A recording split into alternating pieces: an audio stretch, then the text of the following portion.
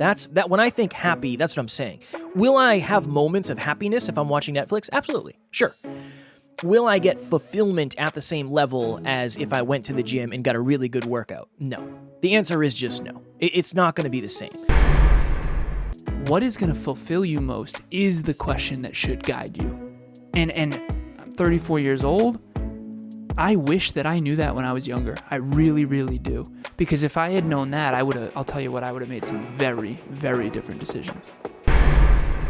Next Level Nation, welcome back to another very special, as always, episode of Next Level University, where we teach you how to level up your life, your love, your health, and your wealth. We hope you enjoyed our latest episode, number 1182. How often are you living intentionally? Today, for episode number 1183, a powerful question to start asking yourself today. I was hanging out with Taryn last Saturday, I think. Yeah, we were hanging out on Saturday. I finished my calls, I finished my work, and I was planning on watching UFC Saturday night. And I walked out into the living room, and I said to Taryn, I don't know, do I want to go to the gym? And then I just sat there and thought about it for a second. And I said, I should really probably go box. I mean, I haven't been to the boxing gym in a long time. It's really, really good to get a workout in like that, cardio. I don't know. I don't really feel like doing it. I'm just not in the mood. I don't want to get all sweaty. I don't want to drive there. I don't want to do any of this. And I asked myself a simple question that I think we've probably mentioned in the past, but again, common knowledge is not always common practice, and something that you learned is not always something that you're doing, right? Can I guess? Yeah, go ahead. What would the best version of Kevin do? No. Damn. It's along those lines. This is what I said. I said, instead of asking myself, what is the thing I would be happiest doing, or what is the easiest thing, what would I be most fulfilled doing, and what would I be most thankful for after? That's what I asked myself. Yeah. And then I ended up going to the gym. I had an amazing cardio session, and I think I did an hour and a half on the bag. So I did like an hour and a half really, really hard cardio. I came home and I was on top of the world. I felt great. I felt amazing. The reason I use the word happy, and again, your definition of these might be different, but at this point, for me, I have the belief and the experience, and again, it's all personal experience. Happiness is results driven. So if I sit on the couch and watch something, I will feel good for a short period of time. That when I think happy, that's what I'm saying. Will I have moments of happiness if I'm watching Netflix? Absolutely. Sure. Will I get fulfillment at the same level as if I went to the gym and got a really good workout? No. The answer is just no. It's not going to be the same. So when and I tried to ask myself that today, Alan. I told Alan, as of recording this, today has just been, I'm struggling. I am burning the candle at both ends. It's been a long month. It's been a long year. It's been a long week. It's catching up with me. And I tried to ask myself that question today. And honestly, the answer I came up with, it's interesting, Alan. I said, what would you be most fulfilled doing? And I said, honestly, I would be most fulfilled taking a rest, because I do believe that's what's best for me over the course of the next week and next month. That's actually the answer I got. Because I think one of the reasons I'm frustrated with myself right now is because I'll be in bed at 9 and I'll say, all right, cool. I'm going to get a good night's sleep, and I'm just going to get after it tomorrow. When the reason I'm saying I need a good night's sleep is not necessarily because I haven't been sleeping. It's because I'm burning down and I'm burnt out. And then I get up again and I try to do the same thing, and it's just this never-ending cycle of jeffing forward. But I do think it's a valuable question for you to ask yourself. Not what would feel best in the moment. Not what is the most simple thing. Not what is the easiest thing. Not as what would make me happy in the short term. What would I be most fulfilled doing, and what would I be most grateful for after I did it? I think it's a nice little paradigm shifter that at least makes you think below the normal layer of awareness. Well, optimizing for fulfillment is a topic that I adore. I think, some people optimize for pleasure. And we've talked about this in the past, but essentially there's, in my speech that I gave at Next Level Live last year, and we actually have a course of Next Level Live if anyone's interested on the website. But in my speech, I talk about engineering a life that you love. And I talk about designing. That's what engineering is, designing a life that you love. And I talk about the John Lennon story of John Lennon was a little kid and the teacher gave an assignment. What do you want to be when you grow up? And John Lennon said happy. And the teacher said, you don't understand the assignment. And John Lennon apparently, I don't know if this is true, said, you don't understand life. And I've seen that meme, many times. I've heard that story many times. And I opened my speech with that and I said, while I understand what John Lennon was talking about, if that story is true, I actually disagree. I disagree that happiness is what we should be optimizing for, because I think, first of all, what is happiness? Cheeseburgers. Cheeseburgers, right? Exactly. So what is happiness? And do we even know how we define happiness? Does anyone really know? And do we know how to achieve it? Do we know how to sustain it? Even in the Constitution, the U.S. Constitution in particular, it says the pursuit of happiness. And if you've ever seen the movie The Pursuit of Happiness with Will Smith, you understand that it's a movie about the pursuit of success and fulfillment, really. And so I think happiness is broken into 3 parts. I call this the happiness framework, quote unquote. It's actually 3 parts. What we call happiness is broken down into joy, which is number 1, enjoying the moment. Right now I'm in the moment, enjoying this podcast episode, genuinely. Number 2 is happiness, or pleasure rather, not happiness, pleasure. So number 1 is joy, number 2 is pleasure. Pleasure is, and I always use an Oreo.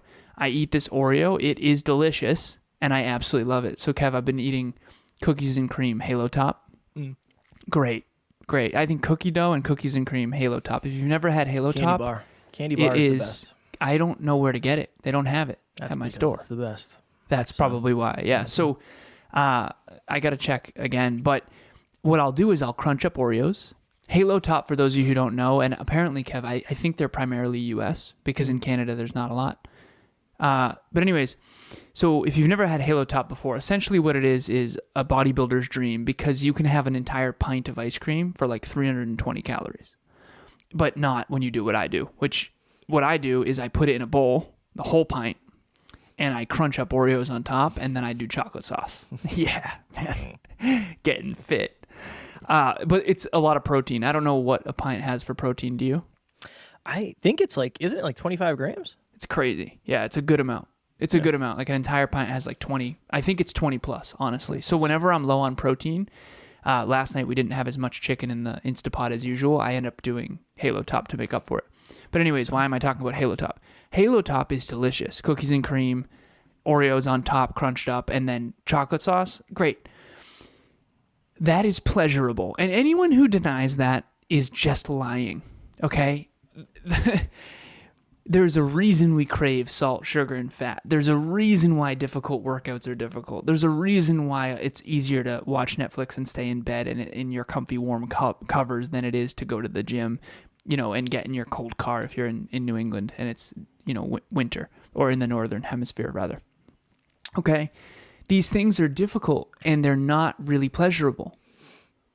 And so in my early life, I grew up in what I call a pleasure-centered paradigm, where it's a deep belief that life is about having fun. Life is about enjoying yourself. And if you have that belief, whether it's conscious or subconscious, you're in a little bit of trouble, because usually what is most pleasurable in the moment is actually not good for you long term. And you can think of anything: drugs, alcohol, Netflix, binge watching, overeating ice cream. Like 1 pint a night is fairly excessive, but like if I have a pint of Halo Top 2 times a week with all the fixins and the Oreos and stuff, and as long as I'm working out and in shape, like, is that okay? And again, that's for me to decide. But the point is number 1 is joy. Are you in the present moment, enjoying the present moment? Okay. Number 2 is pleasure, which is result reliant. Pleasure is result reliant. In other words, if this podcast episode goes well, I'll feel a moment of pleasure. If it does not, then I won't. I'll feel bad about myself. I'll feel bad about my performance. I'll feel bad, whatever. I'll feel a negative emotion. That's okay. Third and most important is fulfillment. Is it possible to feel bad, a negative emotion of damn, I feel guilty that podcast episode was not nearly as good as I thought it would be, or as good, maybe I wasn't prepared, or maybe I talked too much, or I said or whatever. but also being fulfilled as a human being. I'm grateful we showed up. Bonnie here. I just wanted to share my experience with group coaching and some of the things that I got out of it. So going into group coaching, I was not tracking any habits at all. And so now some of them have become habits. I'm happy to say I wake up, I have a glass of water without even thinking about it anymore. So now I think it's probably time to gear up. I highly encourage people to jump into group coaching. There's so much information, and so stick with it and carry on, and your life will be better for it. Kev, we have messed up so many speeches and podcasts at this stage, but I'm fulfilled as a man, even though I don't feel good after. I remember the first speech, we gave 3 speeches in Milwaukee. I know you've all heard a lot about that. For new listeners, we gave 3 speeches in Milwaukee recently. First speech went awesome, went better than I thought it would. Second speech, not as good. Third speech, even worse. And what we realize now is the older kids are less open to self-improvement from our perspective, and also I think our performance could have been better and adjusted based on that. Here's my point. After the first speech, I was like on cloud 9. This is great. There's pleasure. I feel good. Feel great. Okay? After the second speech, I was in the back room with Kev like, what happened there? Did you notice? Like, that was like not as good. And you were like, honestly, I liked our performance. Mm-hmm. You're like, I think our performance was good. So you were feeling the fulfillment of we showed up and did our best. Yeah. I was feeling the contemplation of like, holy crap, what am I missing from this equation? This does not feel good. I don't think we did a great job. So, or at least when it comes to the audience's perception of it. So I think joy, happiness, and fulfillment, and to Kevin's original question of this episode, what is going to fulfill you most is the question that should guide you. And I'm 34 years old. I wish that I knew that when I was younger. I really, really do. Because if I had known that, I'll tell you what, I would have made some very, very different decisions. It's an interesting way to look at it. And that's always my goal, is to at least give you the opportunity to, I won't even say raise your awareness, but change your awareness. That for me was a nice little reframe of, I'm planning on watching UFC in however many hours. I would love to just relax. I think that would feel really good. It would feel really good to put my feet up on the couch, throw something on, and just hang out. But I do know that I would be more fulfilled. I would be prouder of myself. I would be more whole. Although I'm expending a large amount of energy, I know I'm filling my cup.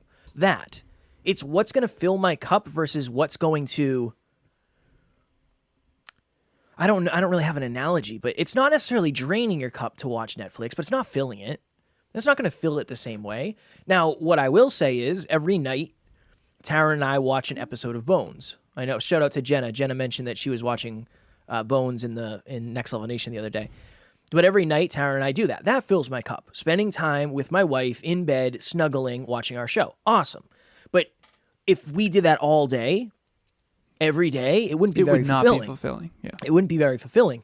In a weird way, the stuff that we did outside of that would be fulfilling.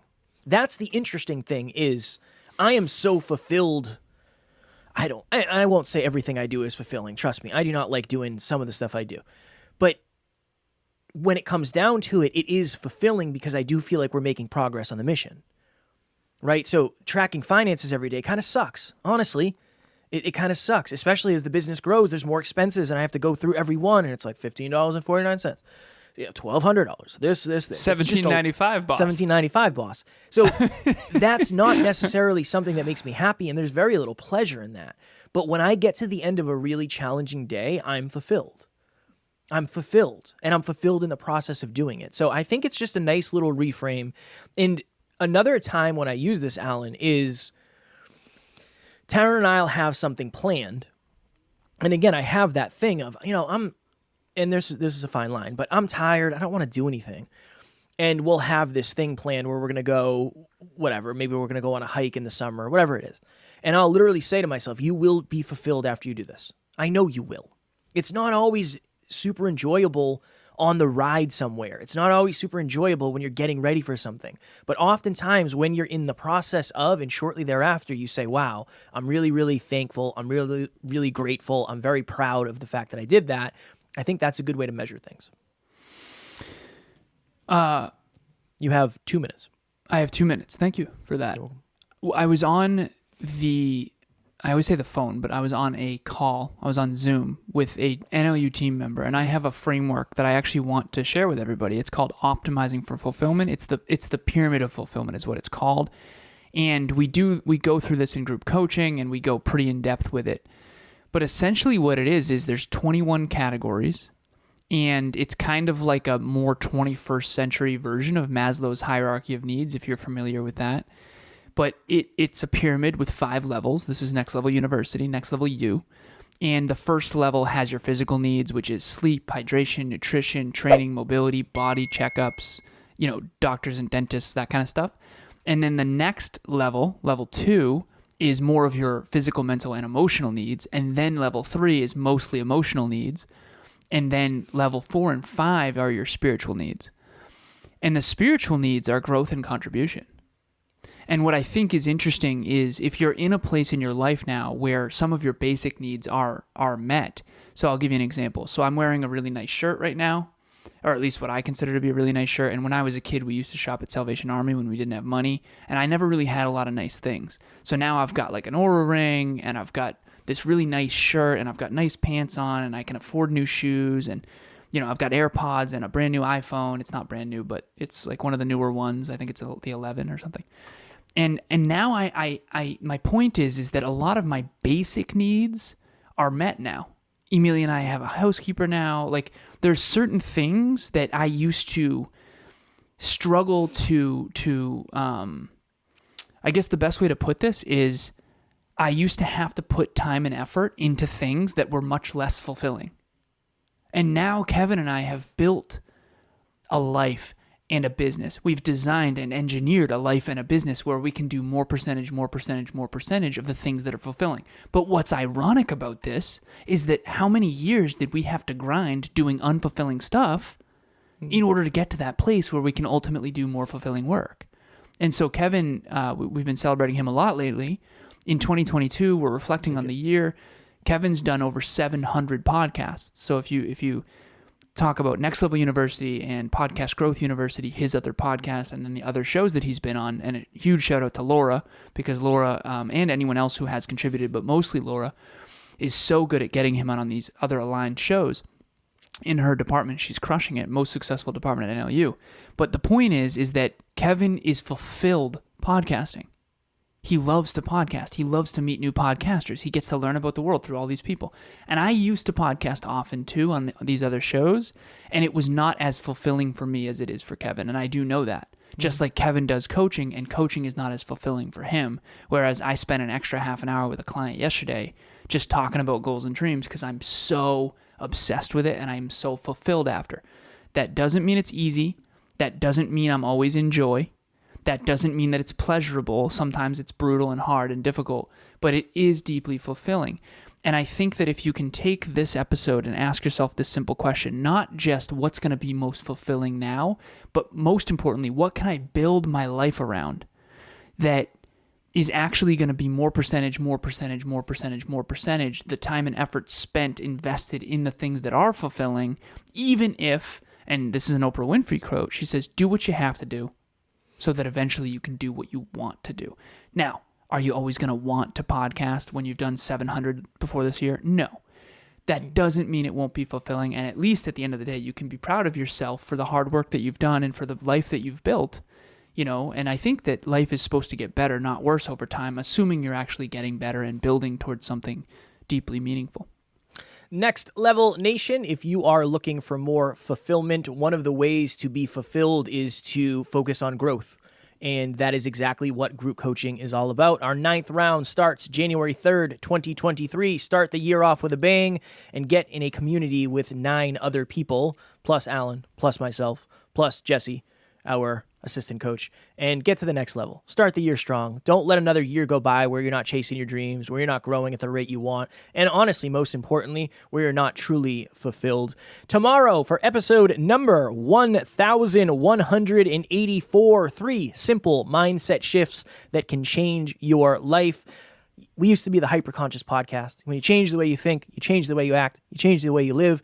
Anything we can do to help you shift your mindset, we are all in. As always, we love you. We appreciate you. Grateful for each and every one of you. And at NLU, we do not have fans. We have family. Happy Monday. We will talk to you tomorrow. See you at the next level.